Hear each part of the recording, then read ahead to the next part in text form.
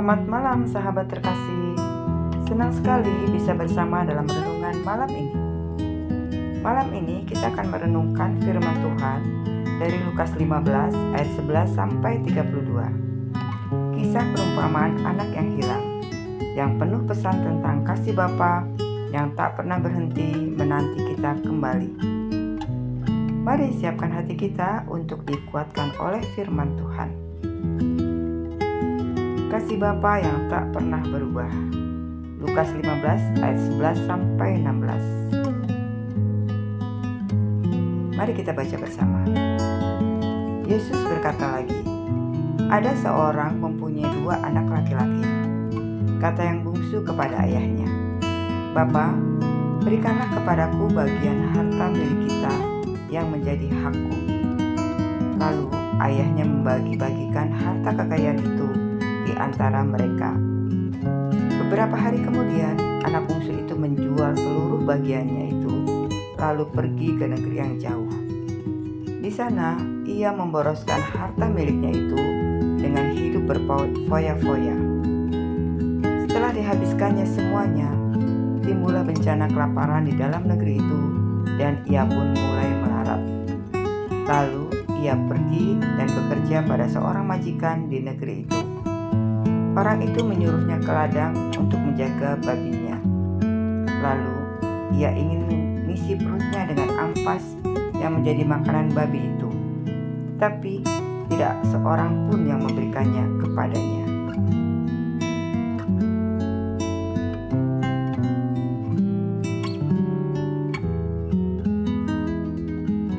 Yesus menceritakan seorang ayah yang punya 2 anak.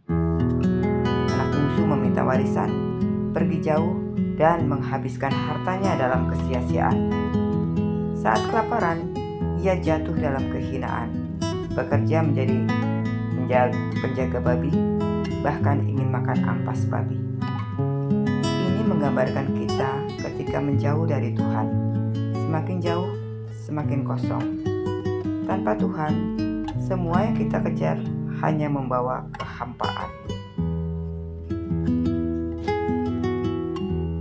Kesadaran dan pertobatan, Lukas 15 ayat 17 sampai 20. Lalu ia menyadari keadaannya. Katanya, betapa banyaknya orang upahan Bapakku yang berlimpah-limpah makanannya, tetapi aku di sini mati kelaparan. Aku akan bangkit dan pergi kepada Bapakku dan berkata kepadanya, Bapa, aku telah berdosa terhadap surga dan terhadap Bapa. Aku tidak layak lagi disebutkan anak Bapa. Jadikanlah aku sebagai salah seorang upahan Bapa. Maka bangkitlah ia dan pergi kepada bapaknya. Ketika ia masih jauh, ayahnya telah melihatnya. Lalu tergeraklah hatinya oleh belas kasihan. Ayahnya itu berlari mendapatkan dia, lalu merangkul dan mencium dia.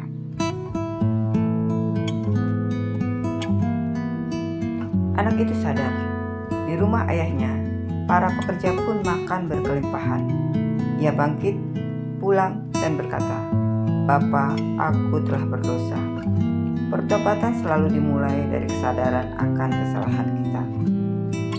Tuhan, ajari aku untuk menyadari dan meninggalkan dosa. Sambutan kasih Bapa. Lukas 15 ayat 20 sampai 24.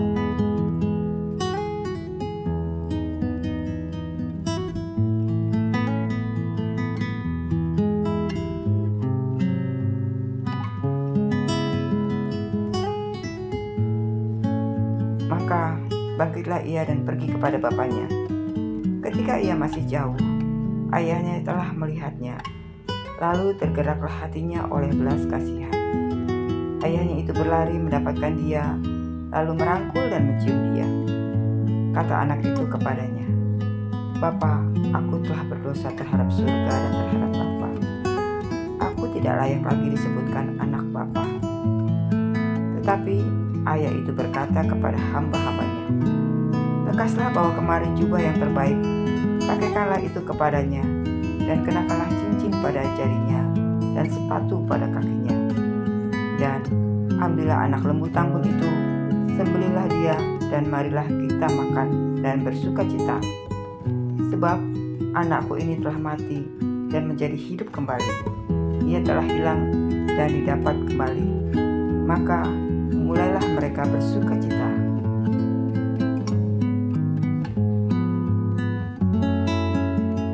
Ketika masih jauh, ayahnya sudah melihat, berlari, merangkul dan menciumnya. Tuhan tidak menunggu kita sempurna. Kasih-Nya mendahului kita. Bapa berkata, Anakku ini telah mati dan menjadi hidup kembali, telah hilang dan didapat kembali. Kasih Tuhan selalu lebih besar dari kesalahan kita. Mari kita lihat sikap anak sulung. Dari Lukas 15 ayat 25 sampai 32.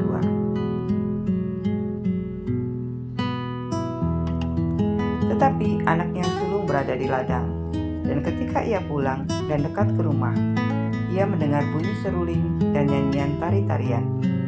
Lalu ia memanggil salah seorang hamba dan bertanya kepadanya apa arti semuanya itu.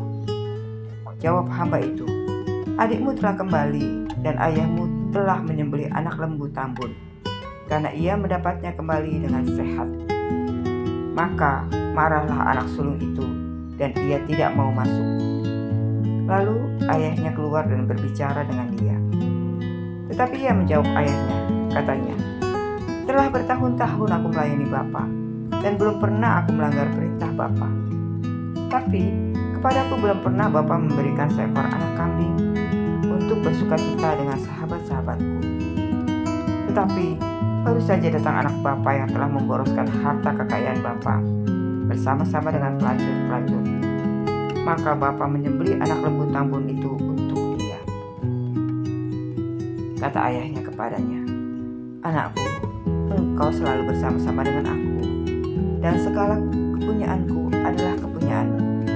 Kita patut bersukacita dan bergembira, karena adikmu telah mati dan menjadi hidup kembali. Ia telah hilang dan didapat kembali.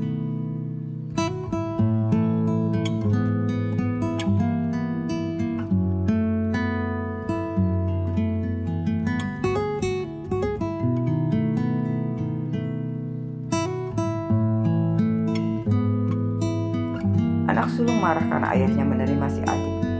Ia merasa tidak adil. Kadang kita juga merasa iri melihat orang lain dipulihkan.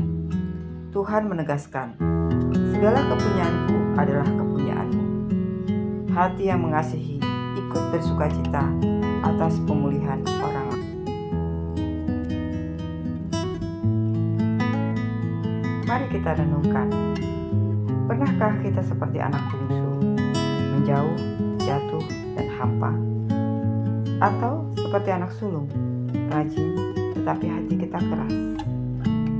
Tuhan ingin kita memiliki hati seperti Bapa, penuh kasih, mengampuni, dan siap menerima siapapun yang bertobat. Sahabat, sejauh apapun kita pernah tersesat, kasih Tuhan lebih besar. Mari kita kembali kepadanya. Puji Tuhan, sahabat terkasih, mari kita menutup renungan malam ini dengan doa bersama. Tuhan Yesus, terima kasih atas kasih-Mu yang tidak terbatas. Ampuni jika kami pernah menjauh. Bantu kami memiliki hati yang mau kembali dan hati yang bersukacita atas pemulihan orang lain. Kami serahkan malam ini ke dalam tangan-Mu. Berkati setiap keluarga kami. Di dalam nama Tuhan Yesus Kristus, kami berdoa dan mengucap syukur. Amin. Terima kasih sudah meluangkan waktu untuk merenungkan firman Tuhan malam ini. Jangan lupa untuk like, share, komen, dan subscribe ya, supaya semakin banyak orang diberkati melalui firman Tuhan. Sampai jumpa di renungan malam berikutnya. Tuhan Yesus